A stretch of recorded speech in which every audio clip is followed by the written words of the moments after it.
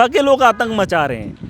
इनको क्या लगता है आज हम उन पुराने गुंडे या ग्रैबर्स के खिलाफ कार्रवाई करेंगे जो इन्होंने माफिया चलाया है। आप देखिए बीजेपी के नेताओं के पास पहले क्या था, इलेक्शन से पहले जब से भाजपा की सरकार जम्मू कश्मीर के अंदर बनी है, जब से वो एमएलए बने हैं, उसके बाद देखो ना इनके पास कितनी प्रॉपर्टी है। क्या वो माफिया नहीं है? उन्हें भी बख्शा नहीं जाएगा और आवाम इस बात को बर्दाश्त नहीं करेगी। महराज मलिक इस चीज़ को बर्दाश्त नहीं करेगा। उनके पास भी करोड़ों की संपत्ति कहाँ से बनाई 10 साल के अंदर। अगर बाकी लोग नहीं बढ़े तो 10 साल के अंदर वो इतना पावरफुल कैसे बने, वो कितने बड़े माफिया बने हैं। देखिए बहुत सारी चीजें हैं जो हमको समझ नहीं। सुनिए मेरी बात सुन कर रहे हो ना, युवाओं को प्रोवोक कर रहे हैं कि आप पत्थरबाजी करें। आप एक नेता हैं, जवाब तो सुनेंगे ना। लोगों को शांत करना है। मैं जम्मू कश्मीर का नागरिक हूँ, मैं भी एक आम आदमी हूँ, मैं अपनी बात कर रहा हूँ, मैं अपने जज्बात की बात। नेता भी हैं, आप डीडीसी काउंसलर भी, आप पे बहुत बड़ी जिम्मेवारी है। आप मेरी बात सुन लीजिए। जमीन का 1 फुट का टुकड़ा जब एक भाई दूसरे भाई को देने को तैयार नहीं होता है,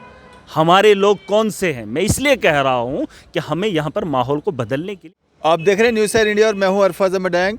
आज की खास मुलाकात में हमारे साथ मौजूद हैं महराज मलिक, डीडीसी काउंसलर काहरा व आम आदमी पार्टी सीनियर नेता हैं।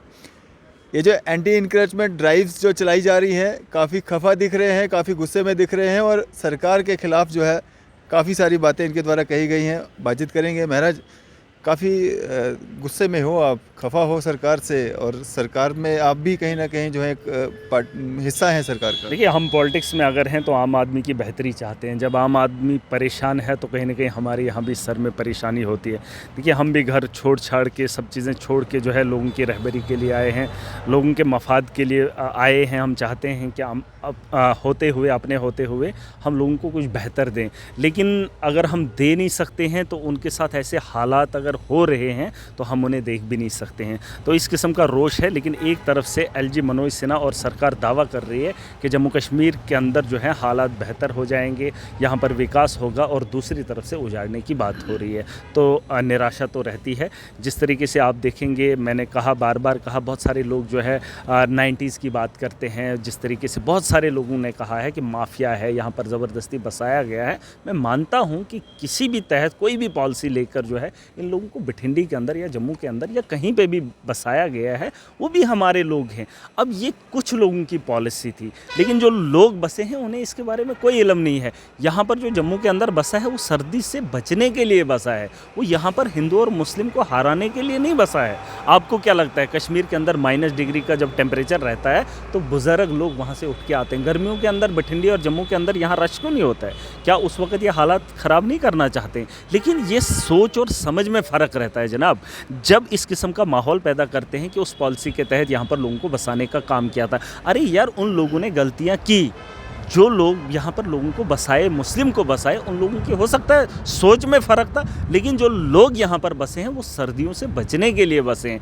अब जो है ये जिस किस्म का माहौल पैदा कर रहे हैं, इन गरीबों को, इन्होंने अपना पैसा यहाँ पर लगाया, स्टेट लैंड है, वक़्त के मुलाजमीन थे, उन्होंने इनको बसने दिया, वक़्त की सरकारें थी, उन्होंने इनको बैठने दिया, उनको सुविधाएँ दी, बिजली दिया, पानी दिया, इतनी सारी चीज़ें दी, और आज गरीब गलत हो गया, आज गरीब गुनहगार हो गया। माफिया की बात है, माफिया के खिलाफ हम भी हैं यार। हम आम आदमी पार्टी से हैं। मैं कांग्रेस में नहीं गया, 10 साल से मैं आम आदमी पार्टी के साथ हूं। मैं एनसी में नहीं गया क्योंकि मैं उनके मुखालिफ हूं, पीडीपी के मुखालिफ हूं, और जो हालात जम्मू कश्मीर के अंदर हैं मैं उनसे नाराज़ हूं, उनको बदलते हुए देखना चाहता हूं। अब भाजपा ने दावा किया था 370 के टूटने के बाद जम्मू कश्मीर के हालात बेहतर होंगे। अरे नौजवान सड़कों पर है, उसके लिए इनके पास टाइम नहीं है प्रेस कॉन्फ्रेंस करने का, ना पार्टियों के पास और ना ही एडमिनिस्ट्रेशन के पास। पत्थरबाजी हो गई, दिन रात लगे हैं कि किन लोगों ने पत्थर गिराए। अरे यार तुम उनके आशियानों पे हमला करने के, उनके घर को छेड़ने, आप अगर मकड़ी का जाला देखेंगे, अगर आप उस मकड़ी के जाले को हाथ लगाते हैं तो जहाँ पे वो मकड़ी बैठी होती है वो वहाँ से उठकर उस जगह पे हमला करने के लिए तैयार हो जाती है। अरे ये उन लोगों का रोष नहीं है, वो यहाँ पर हालात ख़राब नहीं करना चाहते, वो अपने आशियानों को बचते हुए देखना चाहते हैं। आप देख रहे हैं कि एनसी के लोग जो है अपने लिए हाईकोर्ट पहुँच गए, गरीब से उनको कोई मतलब ही नहीं है, और कह रहे हैं कि कुछ मरलों पर जो है हम कार्रवाई नहीं करेंगे। कश्मीर के अंदर आप देख लीजिए, हिली एरियाज़, पीर पंजाल देख लीजिए, आप अपना ये चनाब वैली देख लीजिए, वहाँ पर गरीबों के यहाँ ज़मीनों पर जो है वो गरीब लोग हैं, वो बकरियाँ चराते हैं, वो माल मवेशी पालते हैं, वो 2 वक्त की रोटी उन ज़मीनों से कमाते हैं। उन लोगों को बर्बाद करने की बात हो रही है। अगर मेरा जम्मू में बैठकर बात कर रहा है तो कहीं ना कहीं मुझे पता है कि मेरे इलाके में क्या हो रहा है, मुझे पता है पीर पंजाल के अंदर क्या हो रहा है, कश्मीर के किन लोगों पर ड्राइव चलाया जा रहा है। एक आध बड़े लोगों पर हमला बोला है, उसमें हम भी खुश हैं। वैसे लोगों को ज़मीन पर लाना चाहिए, लेकिन एक आम आदमी को ये विश्वास अगर दिलाया है तो फिर गरीब लोगों के साथ छेड़खानी क्यों कर रहे हो? आप देखो आए रोज़ जो है मतलब सोशल मीडिया पे आप देख रहे हैं कहीं ना कहीं किसी न किसी गरीब के उसके कपड़े देखिए, उसके बात देखिए, उसके घर को उजाड़ने की बात हो रही है और वहाँ पर भी ड्राइव चलाया गया है। मैं ये कह रहा हूँ कि पॉलिसी इनको साफ़ करनी चाहिए। जो नौजवान सड़कों पे बैठे हैं उनके लिए इनको टाइम क्यों नहीं है, उनके लिए प्रेस कॉन्फ्रेंस क्यों नहीं है, उनके लिए एजेंसीज क्यों नहीं बिठा रहे? JKSSB में स्कैम हो रहा है, PHE कैजुअल लेबरर्स लड़ाई लड़ रहे हैं, आशा वर्कर्स हैं, अपने जो नए एग्ज़ाम देने के लिए बच्चे थे उनके लिए इन्होंने जो है स्कैम करवाया, उस पर कोई कार्रवाई नहीं हो रही है। और सबसे मज़ेदार बात है, जम्मू कश्मीर में जब से LG का राज शुरू हुआ है, जब से भाजपा के लोग इक़्तिदार में आए, अगर लोग समझ नहीं रहे होंगे तो समझने की ज़रूरत है। मैंने जितना देखा है, इन्होंने सब इंस्पेक्टर और उसके अलावा नायब तहसीलदार की पोस्टें फिलअप की हैं। वो इसलिए क्योंकि नायब तहसीलदार जो है वो ज़मीनों के वो दिखाएगा कि कहाँ पर एनक्रोचमेंट हुई है, और सब इंस्पेक्टर जाएंगे और लोगों को रोकने का काम करेंगे, लोगों को अंदर करने का काम करेंगे। 2 पोस्टें इन्होंने फिलअप की। बाकी डिपार्टमेंट्स के अंदर इन्होंने फिलअप क्यों नहीं की पोस्टें? टीचर्स की पोस्टें खाली हैं, कैजुअल लेबरर्स जो है परमानेंट की मांग कर रहे हैं, आधे से ज़्यादा रिटायर हो गए हैं, वो पोस्टें खाली हैं, उनको फिलअप करने की इनको ज़रूरत नहीं थी।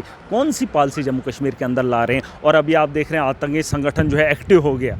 खामोशी थी, बड़ी शांति हुई थी, लोग भी खुश थे, पुरअमन तरीके से जीना चाहते थे। आतंकी संगठन एक बार फिर सरगर्म हुआ, वो धमकियों पे धमकियां दे रहे हैं कि अगर आपने ऐसे किया, और लोगों की हमदर्दी उनके लिए जाग रही है, क्योंकि इस वक्त वो लोग उनके साथ हैं जो काम सरकार को करना चाहिए था, वो लोग कर रहे हैं। एक बार फिर मौका जम्मू कश्मीर के अंदर इस किस्म के माहौल बनाने को दे रहे हैं। मैं ये कोई बयानबाजी नहीं कर रहा हूँ, मैं दिल की बात और हकीकत बता रहा हूँ कि सरकार को जहाँ पॉलिसी अच्छी करनी चाहिए थी गरीबों के हित में, और वहीं तालिबान के लिए इन्होंने 200 करोड़ का पैकेज दिया। क्यों?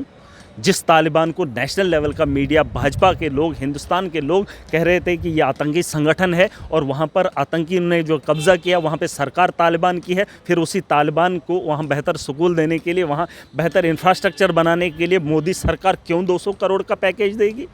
वहाँ के वो आतंकी मुसलमान है, और यहाँ पत्थरबाजों को कह रहे हैं कि ये भी आतंकी है, ये देशद्रोही है। अरे आतंक जिन्होंने दुनिया के अंदर फैलाया, उन लोगों को हिंदुस्तान की गवर्नमेंट, मोदी सरकार 200 करोड़ का पैकेज दे रही है और दुनिया को बता रही है कि हम मुसलमानों के साथ भेदभाव नहीं रखते हैं, और यहाँ पर ऐसे हालात पैदा कर रहे हैं, सिर्फ वोट की राजनीति और वहाँ इंटरनेशनल लेवल की राजनीति।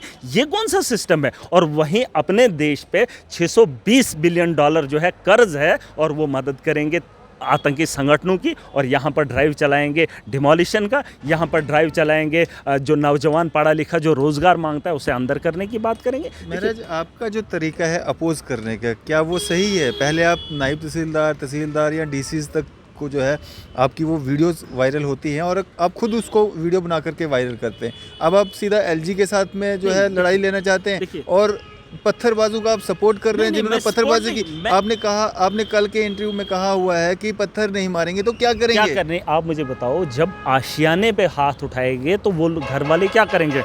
मैंने एक राजौरी का वीडियो देखा, छोटी सी ज़मीन पर जो है डांगें चलाई आपस में। ज़मीन तो कहीं उठा के लेके नहीं जा रहा था, लेकिन हो सकता है घास कटाई। मैं जम्मू कश्मीर के लोगों को अच्छे से जानता हूं, अगर ये मैंने बयान दिया है तो इस बयान के पीछे एक लॉजिक है। आप देख लीजिए, गाँव के अंदर जब घास कटाई होती है, घास कितने का होता है? सुनिए मेरी बात कर रहे हो ना, युवाओं को प्रोवोक कर रहे हैं कि आप पत्थरबाजी करें। आप एक नेता हैं, जवाब तो सुनेंगे ना। लोगों को शांत करना है। मैं जम्मू कश्मीर का नागरिक हूँ, मैं भी एक आम आदमी हूँ, मैं अपनी बात कर रहा हूँ, मैं अपने जज्बात की बात। नेता भी हैं, आप DDC काउंसलर भी, आप पे बहुत बड़ी जिम्मेवारी है। आप मेरी बात सुन लीजिए। ज़मीन का 1 फुट का टुकड़ा जब एक भाई दूसरे भाई को देने को तैयार नहीं होता है, हमारे लोग कौन से हैं। मैं इसलिए कह रहा हूँ कि हमें यहाँ पर माहौल को बदलने के लिए पॉलिसी लानी चाहिए।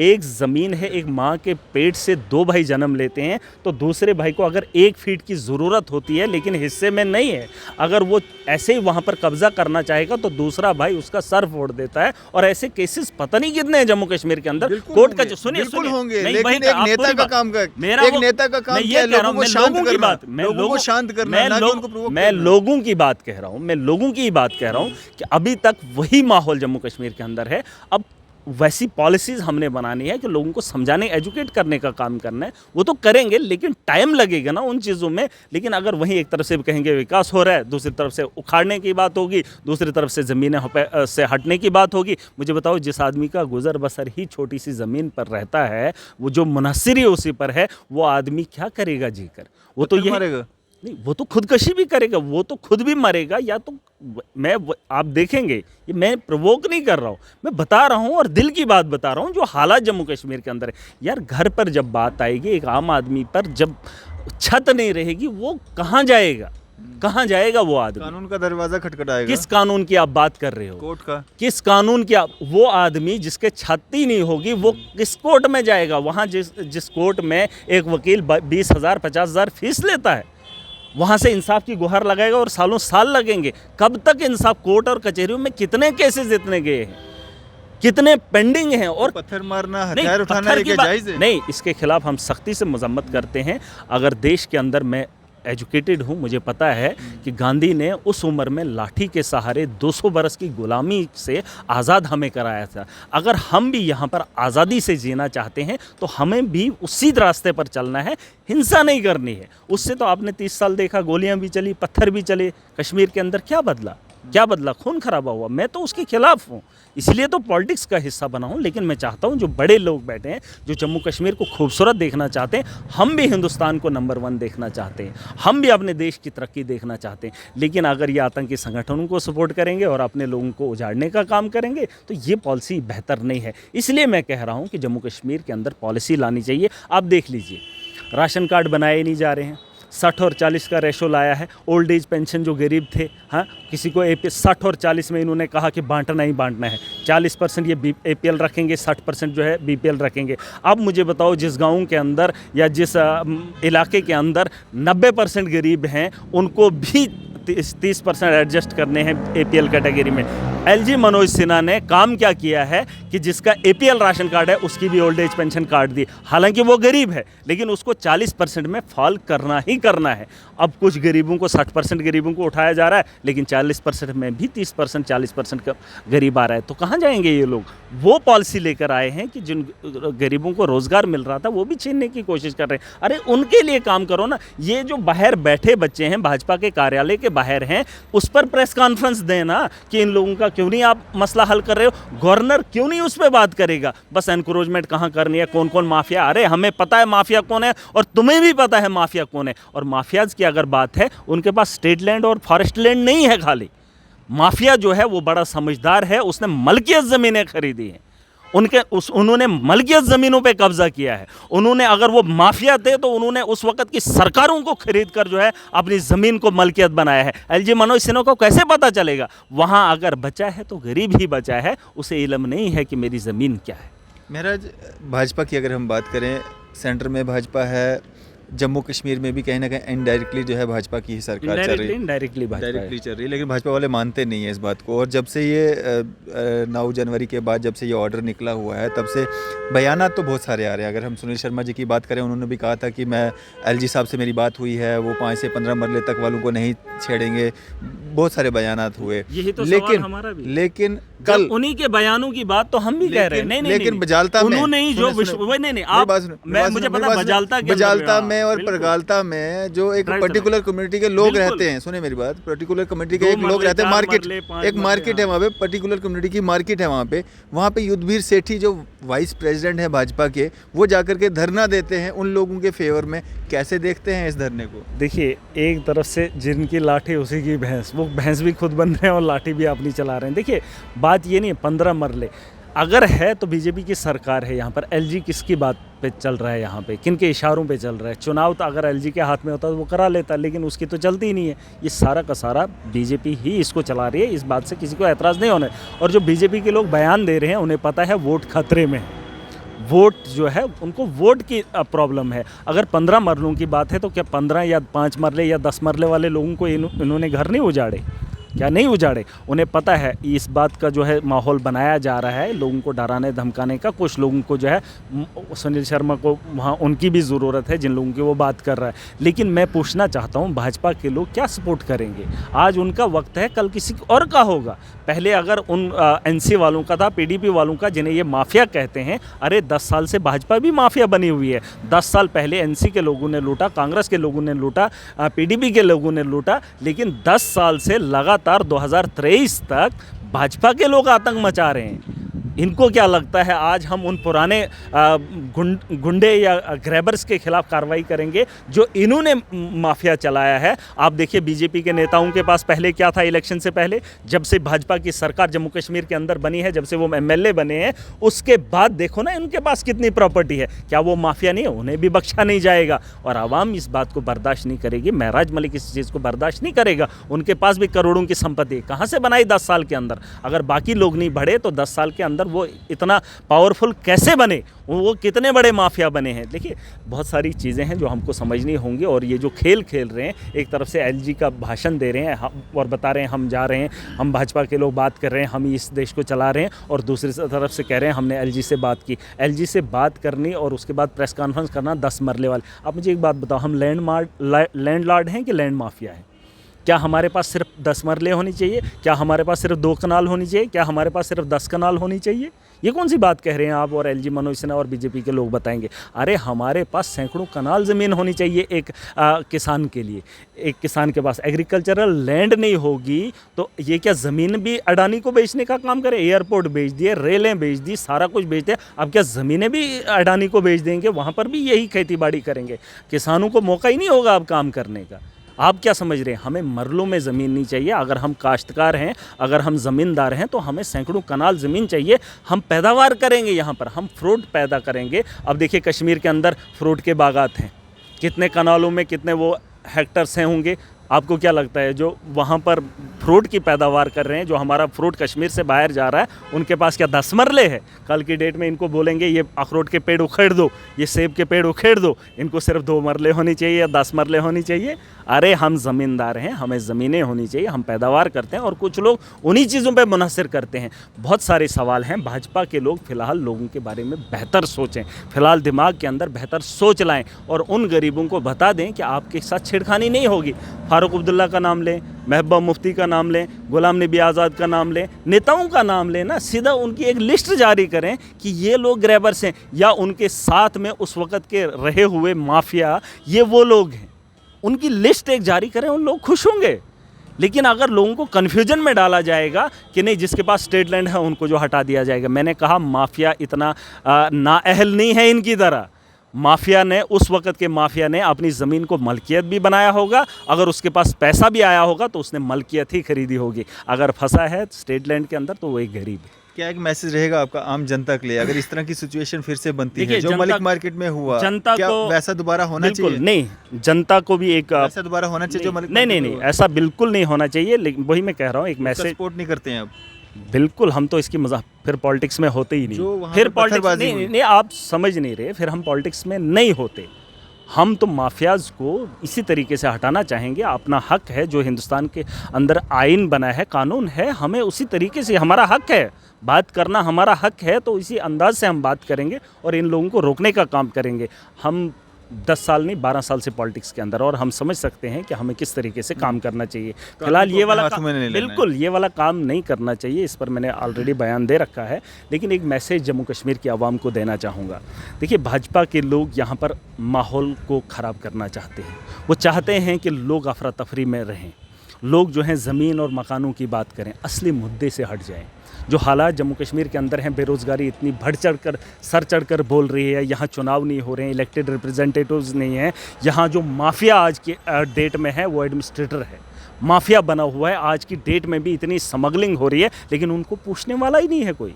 मैं ये कह रहा हूँ कि जनता को एक होकर अपने हक़ के लिए लड़ना होगा। ज़मीन और मकान ये बाद की बात है, लेकिन जिन चीज़ों से हमें नज़रअंदाज किया जा रहा है, जो सरकार हम पे तानाशाह लाद रही है और यहाँ पर माहौल बना रही है, महंगाई इस वक्त सर पर है, हम उसके खिलाफ़ बात नहीं कर रहे हैं। और ये भी यही चाहते हैं कि लोग जो हैं उन चीज़ों को छोड़कर इन मसलों में उलझ रहे हैं। आज एलजी मनोज सिन्हा भी बयान देता है, भाजपा के नेता भी बयान देते हैं, लैंड ग्रैबर्स, लैंड इविक्शन, ये करो वो करो, डिमोलिशन ड्राइव पे क्यों दे रहे हैं? क्या उनको नहीं दिख रहा है कि हमारे 65,000 नौजवान 1 साल से प्रोटेस्ट कर रहे हैं? क्या उन्हें नहीं पता है कि कश्मीरी पंडित यहाँ पर जो है गुहार लगा रहे हैं, अपनी रोज़गार की, अपने हक़ की, अपनी जान की गुहार लगा रहे हैं? उसके लिए इन लोगों को टाइम नहीं है। आप देख लीजिए कि जम्मू कश्मीर के अंदर और देश के अंदर राजनीति क्या की जा रही है। आप समझिए इस बात को, और जब तक हम लोग इस बात को नहीं समझेंगे तब तक हम आगे नहीं बढ़ सकते हैं। हमें उलझाए रखना चाहते हैं और खुद राजनीति करके सत्ता में बैठना चाहते हैं, और लोगों को, कुछ लोगों को डरा कर, कुछ लोगों को धमका कर